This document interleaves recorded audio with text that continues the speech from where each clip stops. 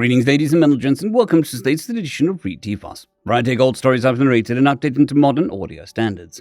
This particular story is called Billy Bob's Space Trucker, and is part of a series. If you're new to the series, there is a playlist listed down below in the description. And as always, I hope that you enjoy. Chapter 37. Bluffin'. Billy Bob slowly walked forward through the fog, finding himself on the bank of a river as he approached a man sitting in a chair, casting a fishing line out into the water. He had grey hair and a big moustache, foregoing optical surgery for glasses. As Billy Bob walked through the bushes, the man looked over his shoulder and gave the chair next to him a pat. "The fish ain't biting for shit, but that's a nice spot, isn't it, kid?" "Hey, Grandpa." He took a seat next to his mom's father, picking up a fishing pole next to him and casting out into the river. He looked up at the sky and felt like they were in some nice serene river valley up in the mountains, but couldn't really see anything he recognized. When he looked down, he noticed that he was wearing white. "Oh, this is one of those stupid dream things, isn't it? Seems that way. I should have known when I found you out here fishing instead of in the strip club. 2 happiest days of my life, marrying your grandmother and putting her in the ground. She was a great woman. But after a few decades, I was dying for some strange. Gross." Billy Bob thought it over for a moment and then looked at his grandfather. "Wait, why aren't you in a strip club? I figured your wrinkly old ass would take every chance to be in one." Suddenly, they were in a club with low lights in front of the stage as Billy Bob averted his gaze from the muscular man in a banana hammock performing in front of them. "What the feck? What? I thought you were into guys." "I brought us to the Golden Banana." "Damn it, Grandpa. How many times have I told you? Being on the dance team in school doesn't mean I'm gay." "No harm if you are. What an adult does with another consenting adult is their choice. Not gay." His grandfather shrugged, and they were in the cockpit of his Longhorn instead. He looked around and smiled as he looked out into the dark of the deep space. It was comforting. "That's better. I didn't mean to go to a strip club, you know. I just meant that you always seem to be in one." "The hell I am. I'm a busy man for my age. I'm only in strip clubs 3 nights a week, maybe 4. Nothing wrong with living it up at my age." The old man grinned and leaned back in his chair, popping open a beer as he took a sip. "Speaking of, you're not dead, are you? You moved to Texas, too, to hunt lavafish. Last I heard, at any rate. Did a stripper give you a heart attack, you dirty old man?" "My digger is strong as a bull's. Of course, if a gal did give me a heart attack, it wouldn't be from just looking, if you know what I mean." He grinned and chuckled as Billy Bob rolled his eyes. "Gross again. So why am I talking to you and not Grandma?" He kept his hands on the controls, watching the FTL lanes as he drove. He'd have to keep a steady pace if he wanted to make his 99. "Why would you talk to her? All she'd do is scold you for being a degenerate who plays sissy sports." "Baseball is not a sissy sport. You don't tackle anyone or nothing. Hardly anyone gets a concussion. Your mother was one of the best damn football players in her high school ever had.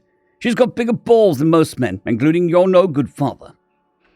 I never did approve of her marrying that fancy city boy. Too pretty for his own good." Billy Bob sighed and shook his head for a moment. "I really wouldn't call him a city boy. He didn't know everyone in his hometown. Clearly, he's a city boy. Okay, regardless, does all of this mean I'm not dead? I mean, why am I talking to you if you're still alive?" "Well, maybe I'm enlightened Buddhist monk astral projecting and shit." Billy Bob laughed at that. "Not a fucking chance.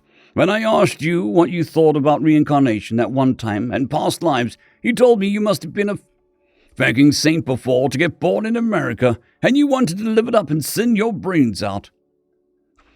He heard his grandpa give that sort of old man part chuckle, part giggle. "Those poor bastards didn't drink or feck or nothing. That ain't living." "Well then, I'm dead, and you're dead. Or is this a dream?" "Shit. The suit mentioned brain damage. I could have told you that. No one with the right mind joins a dance team. I'll have you know I got all kinds of girls in high school thanks to my dancing." Sure. Stick a wig and some lipstick on him, and they'll pass for a girl in the dark. This is why I never hung out with you."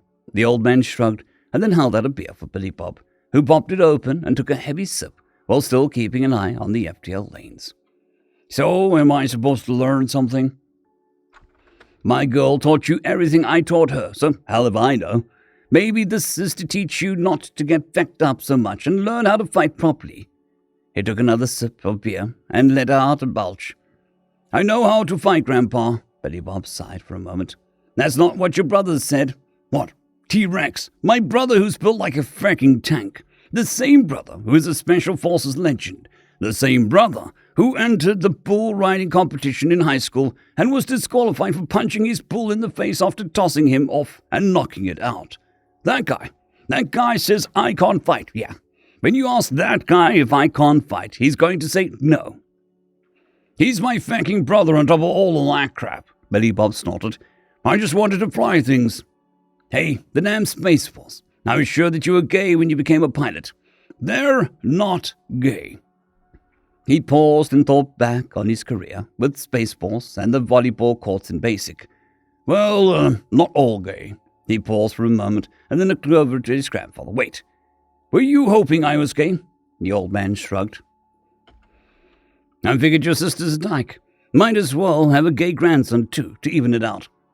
What about Cousin Davy? He's gay. How do you not know this? He married a man. I thought that was for health insurance or something. Billy Bob sighed and shook his head, unsure if his grandfather was serious. Then he realized he wasn't sure if he thought his grandfather really didn't know or not in real life. This was confusing, but it did sound like something his grandpa wouldn't realize somehow.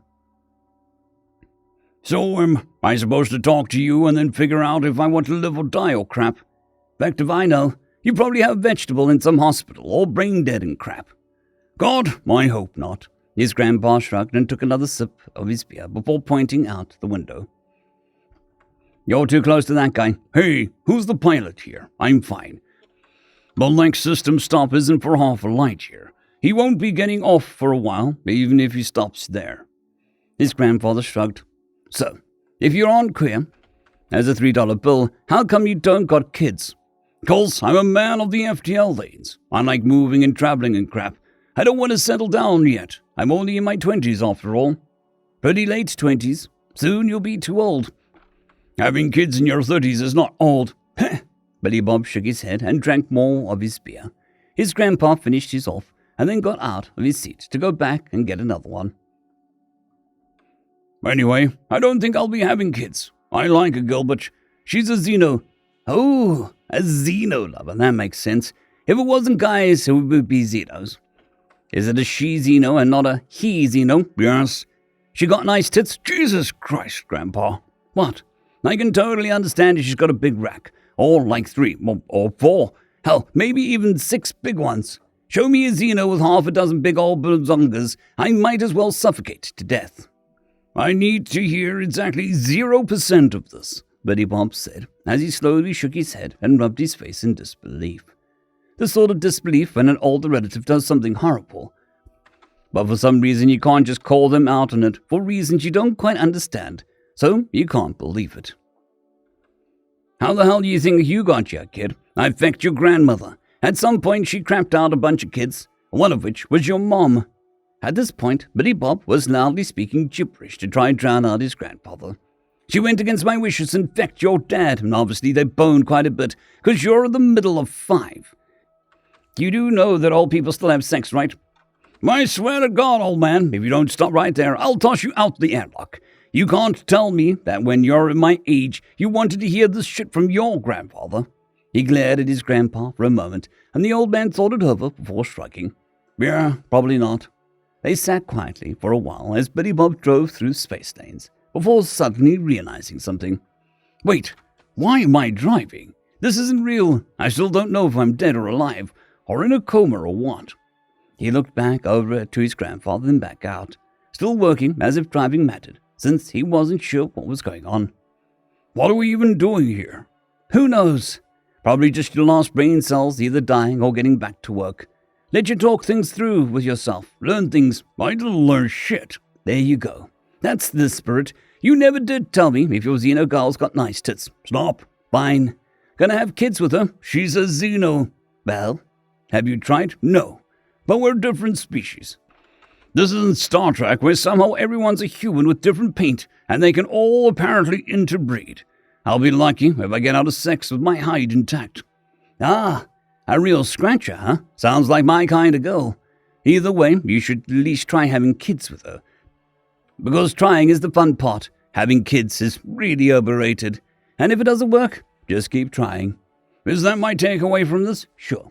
That and the fact that if you don't wake up, your mother's about to punch you in the face. He opened his eyes just as he saw a fist rising towards his face. He tried to move, but he didn't have a chance.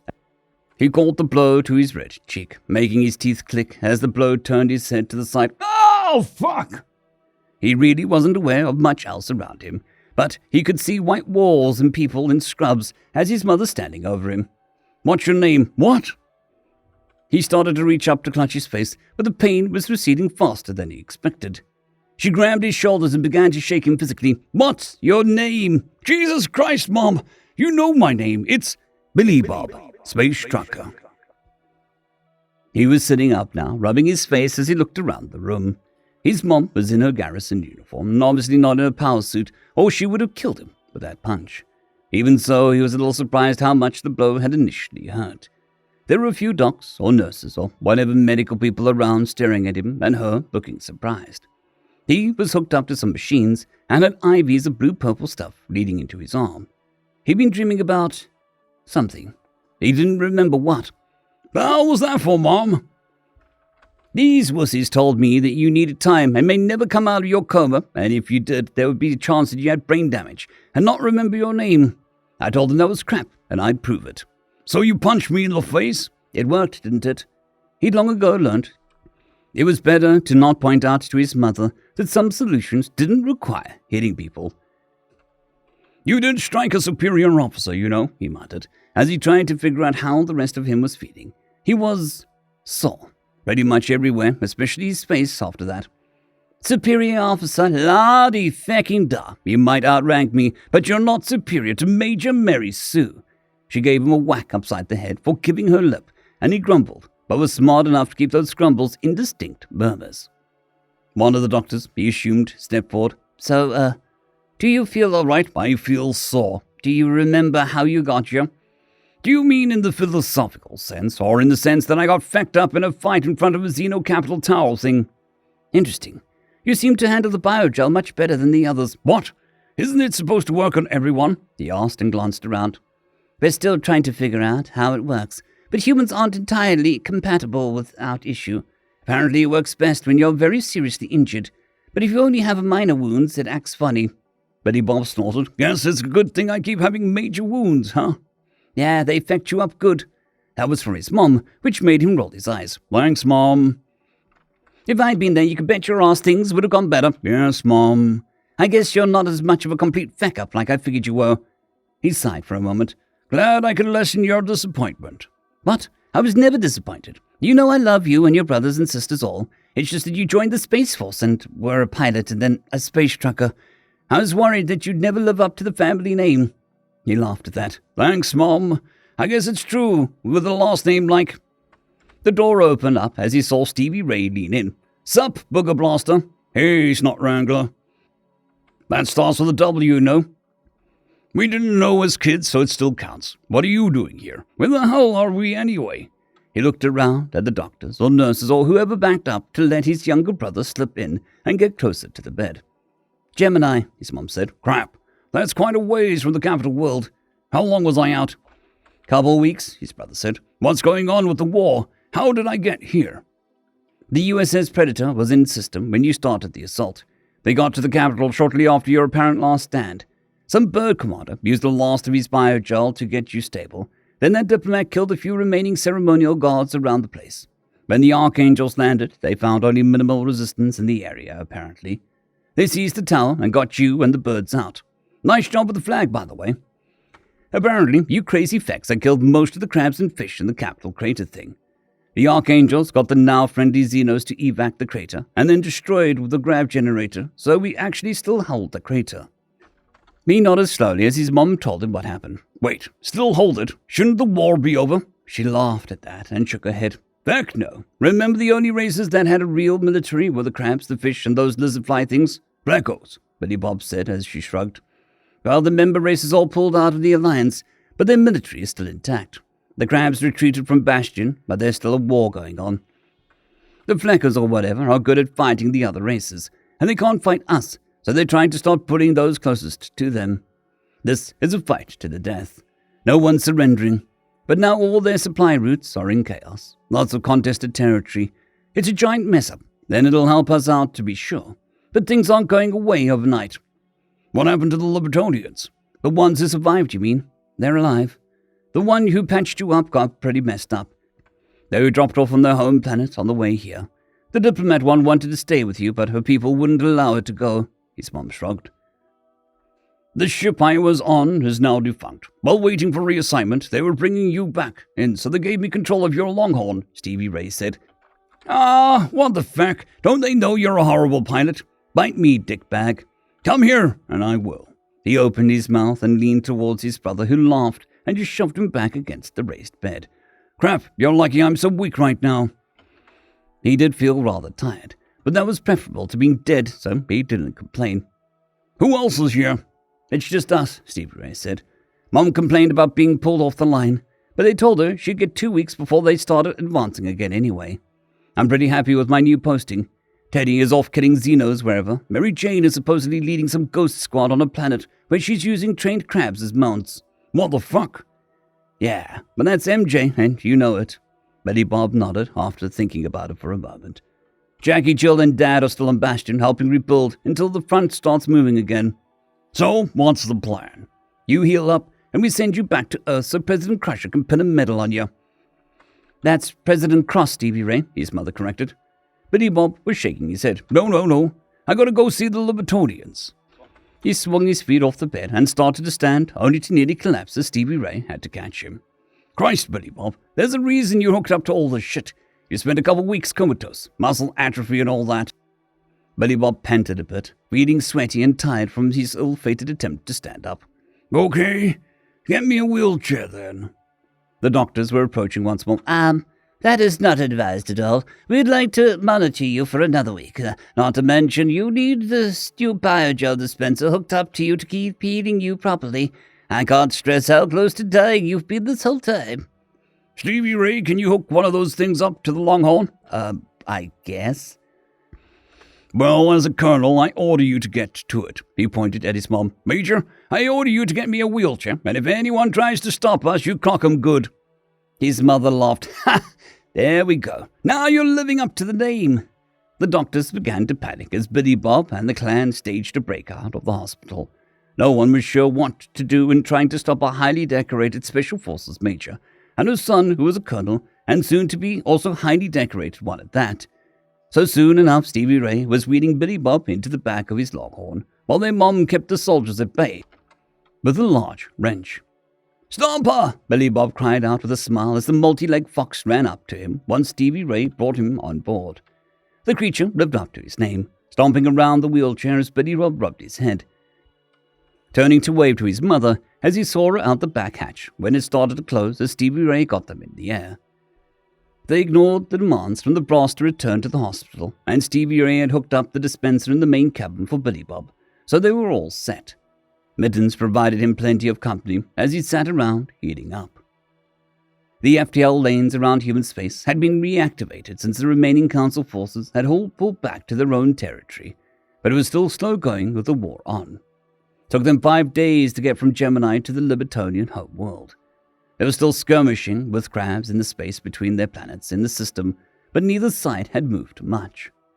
Once he announced their presence to the Libertonians, they were brought in with escort as Billy Bob got to see the Libertonian homeworld. Well, the real thing. He'd seen that painting he helped Emily steal.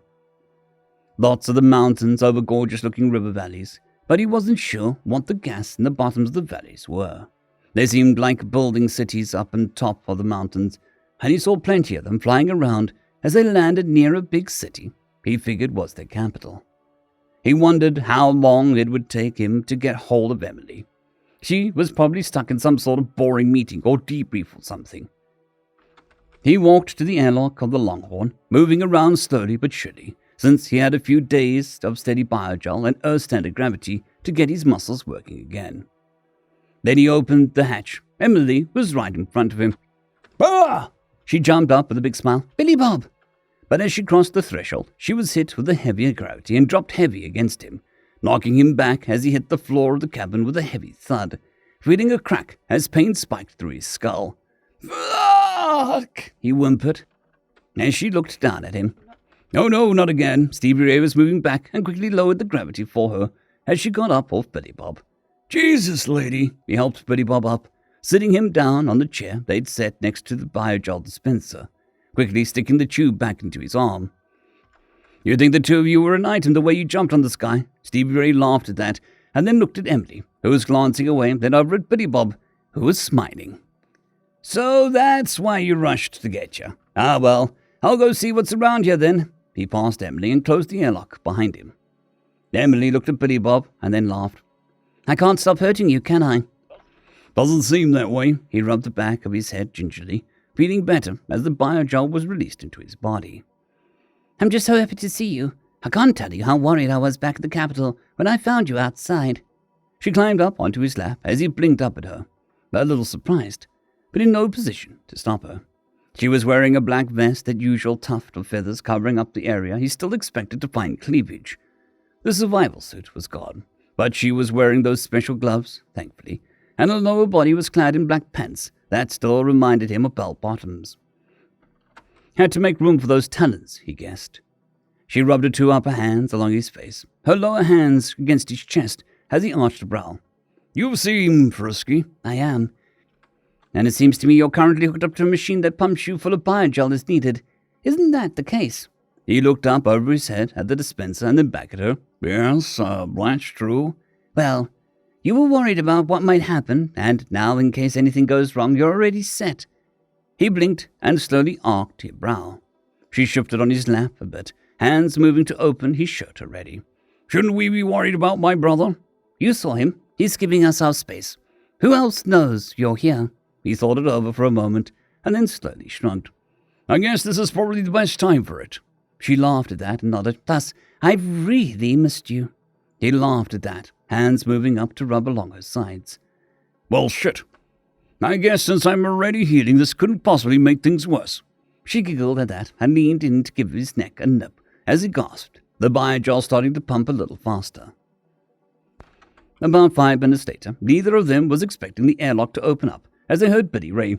"Hey, the bird president and the space hamster president wanted to thank you guys for—" He stopped as he stepped out of the airlock into the main cabin and looked at Billy Bob and Emily, who were both staring back at him in a mixture of surprise and horror. Stepping around Stevie Ray was the Libertonian in a very nice-looking suit, who also froze, and squeezing between them was the space hamster in a tuxedo complete with top hat, cane, and monocle. "I say, we weren't properly introduced before. I'm so glad to meet you. I used to be the Goweldian counselor." He walked up to Emily and Billy Bob. They were in the same position as before, with her on his lap on the chair, but their clothes were elsewhere. Emily looked to Billy Bob, who reached out and shook the offered hand of the hamster without saying anything. Then Emily did the same. The hamster glanced around at the clothes on the floor. "I say, were you in the midst of laundry?" Stevie Ray stepped forward, picking the hamster up as he squeaked in surprise. "What's going on?"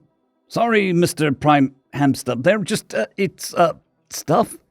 He backed out of the airlock, carrying the hamster as the Libertonian president stayed for another moment and gave a thumbs up, and nodded after he looked them over before following suit, locking the airlock behind him. After another moment, Billy Bob and Emily began to laugh. They were left alone after that. "So, what's all this then?" Emily was asking as Billy Bob finished cooking the cabin's small kitchen. "Biscuits and gravy, chicken fried steak and eggs." He smiled and slid a large plate in front of her. "Dig in." The next day, they had to spend actually interacting with others on the planet. Billy Bob met several officials and the president. Again, he had to put up with having his picture taken quite a lot, and needed his wheelchair again by the end of the day. But Emily has always been with him, which made it easier to deal with. In the end, he knew he couldn't stay. The brass were demanding he return already, and she still couldn't get permission to leave, since she was also needed in the war effort. They stood outside his Longhorn with a crate between them. "I didn't get a chance to find it after your commandos got us off the planet. So this is the gift you got me, huh?" He nodded at that. Bought it with some of my 10 billion credits. He grinned, and she stared at him for a moment. Bitty Bop, yeah, I know. As a colonel in the U.S. military, I can't take large gifts from foreign governments. I am well aware. Once the war started, I realized that would happen. It might have been about the money once, but not anymore. He shrugged. Then he opened the box. She frowned as she pulled out what was inside. It was some sort of strange box and harness connected to a set of headphones with some extra straps on it. What is this? I found it in a curio shop on that Goblin Station. They're fascinated with music from my homeworld ways back. They only had vinyl records back then, so someone made a portable record player with a harness that fits the Libertonian, same as the headphones. That way you can fly and listen to music. She let out a surprise squawk and then laughed, starting to pull the harness on to see how it worked. In the end, she still had full motion of her wings and arms, and the box was settled against her chest. He smiled and then leaned up as she leaned down, nuzzling his neck with her beak. I love it, Billy Bob. Thank you. He smiled. I loaded a record in there that starts with the greatest song I could possibly think of. Feel free to start listening to it. Me and Stevie Ray gotta go, but I'll be back. We'll meet up again soon, somewhere, somehow. They held hands for a little longer, her lows set rubbing his sides. Once more they leaned in to rub cheek and beak before pulling away. She started the record once he had boarded the Longhorn. The music began to play, and she stood on the landing pad, letting the music pour out of the custom headphones. It took a minute before the singing finally began. If I leave here tomorrow, would you still remember me? For I must be traveling on now, 'cause there's too many places I've got to see. She felt tears start to well up in her eyes. But if I stayed here with Hugo, things just couldn't be the same. 'Cause I'm as free as a bird now. And this bird you cannot change. And this bird you cannot change. Lord knows I can't change. The singing stopped for a minute, and the Longhorn took off, moving up slowly. She quickly ran to the edge of the platform, leaping off as she took flight, working hard to keep up with the ship as she saw Billy Bob in the co-pilot seat where she used to sit. He looked over at her and smiled, waving as she listened to the lyrics start again. Bye-bye, baby. It's been a sweet love year. Though this feeling I can't change. But please, don't take it so badly. 'Course, Lord knows, I'm to blame. She was flapping her wings harder to keep up now, the tears streaming out of her eyes as she smiled, flying as fast as she could. But if I stayed here with Hugo, things just couldn't be the same. 'Cause I'm as free as a bird now, and this bird you cannot change. And this bird you cannot change, and this bird you cannot change. Lord knows I can't change. Lord help me, I can't change. The tempo of the song began to build up as she flew, and Billy Bob looked over to Steve Ray, saying something, as the Longhorn began to dip and dive, letting Emily swoop down, twisting and spinning alongside as she flew. Lord, I can't change. Won't fly high, free bird, yeah. The ship began to pull up, and she shifted to climb with it as she listened to the music, wings beating harder and harder as she flew almost straight up to try and stay even with the Longhorn. She could see Billy Bob's laughing and smiling and crying as much as she was at this point. The music kept playing, and she kept up as they rose higher and higher, the sky growing darker and darker as her breath started to come out in puffs. She'd never dared fly this high before. Finally, she couldn't rise any higher, gasping out as she had to angle down, starting to glide and level out. As she turned to fly, back down, face up to watch the Longhorn keep going into the sky as the song reached a fever pitch before finally breaking. As she began to glide back down towards her home, she saw the Longhorn get smaller and smaller, until she couldn't see it anymore, and the song didn't really end. It just faded away. End of story. I would like to thank our T5 members and patrons, Casper Arnholtz, John Creighton, Vidmori, 050, Dragzoon WRE, and Elijah Silvercross. Thank you very much.